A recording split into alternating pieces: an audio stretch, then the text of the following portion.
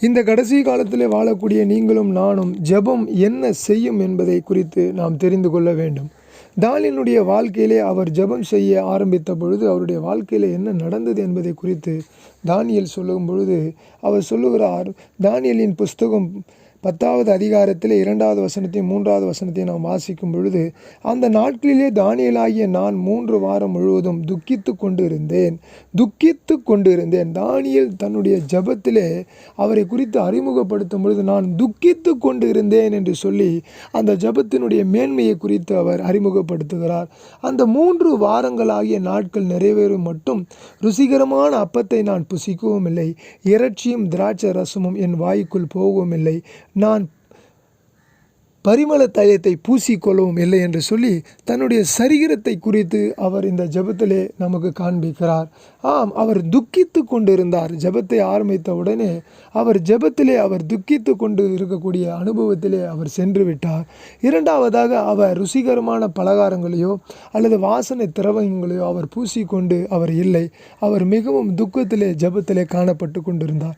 ஏன் இந்த ஜெபத்திலே தானியேல் இப்படிப்பட்டதான ஜெபங்களை எல்லாம் ஏன் செய்ய வேண்டும் என்று சொன்னால், தானியேலின் புஸ்தகத்திலே 10வது அதிகாரத்திலே 12வது வசனம் சொல்லுகிறது. அப்பொழுது தூதன் சொல்லுகிறான், அப்பொழுது அவன் என்னை நோக்கி, தானியேல் சொல்லுகிறார், அவன் என்னை நோக்கி யார் என்று சொன்னால் தூதன் என்னை நோக்கி, தானியேலே பயப்படாதே, நீ அறிவை அடைவதற்கும் உன்னுடைய தேவனுக்கு முன்பாக சிறுமைப்படுத்துவதற்கும் உன் மனதை செலுத்தின முதல் நாள் துவங்கி உன் வார்த்தைகள் கேட்கப்பட்டது, உன் வார்த்தைகள் நிமித்தம் நான் வந்தேன் என்று சொல்லி இந்த இடத்துல தானியேலை குறித்து ஒரு ஸ்டேட்மெண்ட்டை கொடுக்கிறார். அதுவும் பிரதான தூதனாகிய மீகாவேல் மிகவும் யுத்தங்களை செய்து சண்டைகளை செய்து இந்த ஜெபத்தை கேட்க பண்ண செய்திருக்கிறார் என்று சொல்லி தூதன் சொல்லுகிறதை நாம் இங்கே வாசிக்கிறோம். ஆகவே நீங்களும் நானும் ஜெபிக்க ஆரம்பித்த பின்பு நமக்கான வேலை திட்டங்களை பரலோகத்திலிருந்து ஆண்டவர் தன்னுடைய தூதர்களை அனுப்பி அதை செய்ய ஆரம்பித்து விடுகிறார். ஆகவே உங்களுடைய ஜெபங்களிலும் என்னுடைய ஜெபங்களிலும் என்ன இருக்க வேண்டும் என்று சொன்னால், துக்கித்து ஜெபிக்கிறவர்களாய் நாம் இருக்க வேண்டும். பசியோடும் பட்டினியோடும் துக்கத்தோடும் வேதனையோடும் நாம் ஜெபிக்க வேண்டும். எதற்காக நாம் ஜெபிக்க வேண்டும் என்று சொன்னால், தானியேல் 10வது அதிகாரத்தில் 24வது வசனம் சொல்லுகிறது, இப்பொழுதும் கடைசி நாட்களிலே உன் ஜனங்களுக்கு சம்பவிப்பதை உனக்கு தெரிய பண்ணும்படிக்கு வந்தேன்.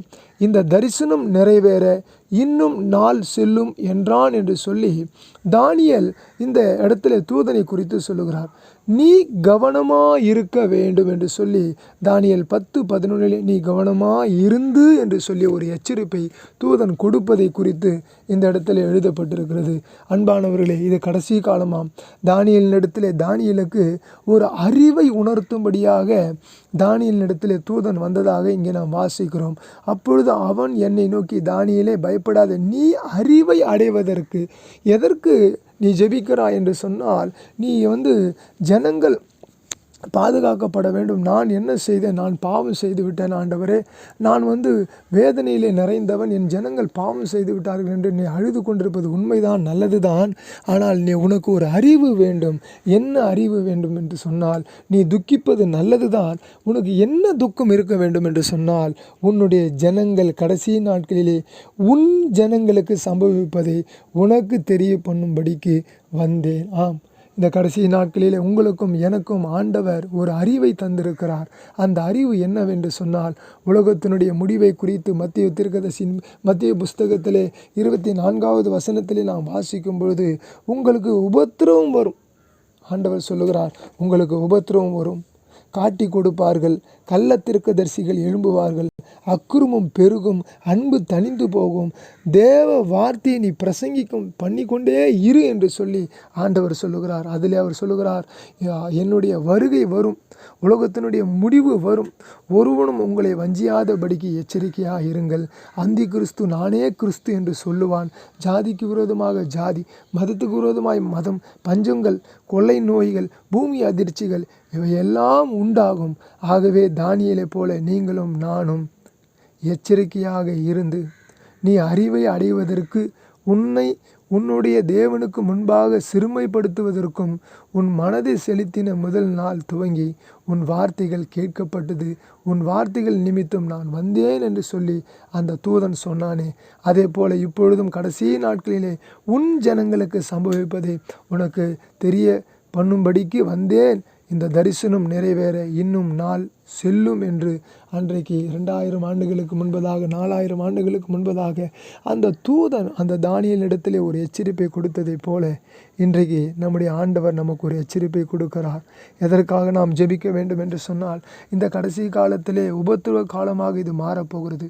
காட்டி கொடுக்கக்கூடிய காலமாக மாறப்போகிறது. கள்ள தீர்க்கதரிசியினுடைய காலமாக மாறப்போகிறது. அக்கிரமம் பெருகக்கூடிய காலமாக மாறிக்கொண்டிருக்கிறது. அன்பு தணிந்து போகக்கூடிய காலமாக போய் கொண்டிருக்கிறது. உலகத்தினுடைய முடிவு வரப்போகிற காலமாக மாறிக்கொண்டிருக்கிறது. இயேசுவினுடைய வருகை வரக்கூடிய காலமாக இருக்கிறது. ஆகவே ஒருவனும் உங்களை வஞ்சிக்காதபடிக்கு எச்சரிக்கையாக இருங்கள் என்று சொல்லி ஆண்டவர் சொன்ன காலம் இதுதான். ஆகவே நீங்களும் நானும் நீ அறிவை அடைவதற்கு உன்னுடைய தேவனுக்கு முன்பாக சிறுமைப்படுத்துவதற்கும் உன் மனதை செலுத்தின முதல் நாள் துவங்கி என்று வாசிக்கிறோம். நீங்களும் நானும் அறிவை அடைவதற்காக ஜெபத்திலே காத்திருக்க வேண்டும். ஜெபம் கண்டிப்பாக நம்மை பாதுகாக்கும். ஜெபம் இந்த தேசத்தை பாதுகாக்கும். ஜெபம் கொள்ளை நோயிலிருந்து நம்மை பாதுகாக்கும். ஜெபம் காட்டி கொடுக்கக்கூடிய காரியத்திலிருந்து நம்மை பாதுகாக்கும். ஜெபம் கள்ளத்தீர்க்கதரிசிகளிடத்திலிருந்து நம்மை பாதுகாக்கும். ஜெபம் அக்கிரமத்திலிருந்து நம்மை பாதுகாக்கும். ஜெபம் அன்பு தணிந்து போனாலும் தேவனிடத்திலே நாம் அன்பாக இருக்க நமக்கு உதவும். ஜெபம் தேவ தரிசனங்களை நிறைவேற்ற உதவும். ஜெபம் நாம் எச்சரிக்கையாய் வாழ உதவி செய்யும். ஜெபம் அந்தி கிறிஸ்து யார் என்பதை காட்டி கொடுக்க நமக்கு உதவி செய்யும். ஜெபம் இயேசு கிறிஸ்துனுடைய வருகைக்கு நம்மை ஆயத்தப்படுத்தும். ஜெபம் உலகத்தினுடைய முடிவை குறித்து கண்டுபிடிக்க உதவி செய்யும். ஆகவே நீங்களும் நானும் ஜெபத்திலே காணப்பட வேண்டும். ஜெபந்தான் நம்மை பாதுகாக்கும். ஜெபந்தான் நம்முடைய கரத்திலே இருக்கிறது. ஜெபந்தான் நம்முடைய வாயிலே இருக்கிறது. ஜெபந்தான் நம்முடைய இருதயத்தில் இருக்கிறது. ஜெபந்தான் நம்முடைய சிந்தனையில் இருக்கிறது என்பதை நாம் அறிந்து கொண்டு தொடர்ந்து நாம் ஓட வேண்டும். கர்த்தருடைய வருகை சமீபமாக இருக்கிறது. தானியேல் புஸ்தகத்திலே அதாவது 9வது அதிகாரத்திலே அதாவது 21வது வசனம் 22வது வசனம் சொல்லுகிறது. அப்படி நான் ஜெபம் பண்ணி கொண்டிருந்த போது முதல் தரிசனத்திலே நான் கண்ட புருஷனாகிய கேப்ரியேல் வேகமாக பறந்து வந்து அந்தி பலியின் நேரமாகிய வேளையிலே என்னை தொட்டான். அவன் எனக்கு தெளிவு உண்டாக்கி என்னோடு பேசி, தானியேலே, உனக்கு அறிவை உணர்த்தும்படி இப்பொழுது புறப்பட்டு வந்தேன். ஆம், இந்த கடைசி காலத்திலே கர்த்தர் உங்களுக்கு அறிவை உணர்த்தும்படி அடியானை கொண்டு இந்த இடத்திலே அவர் பேசியிருக்கிறார். தயவு செய்து நீங்களும் நானும் ஜெபத்திலே காணப்படுவோம். இது கடைசி காலம். உலகத்தினுடைய முடிவை உங்கள் கரத்திலே ஆண்டவர் வைத்திருக்கிறார். என் கரத்திலே வைத்திருக்கிறார். நாம் தொடர்ந்து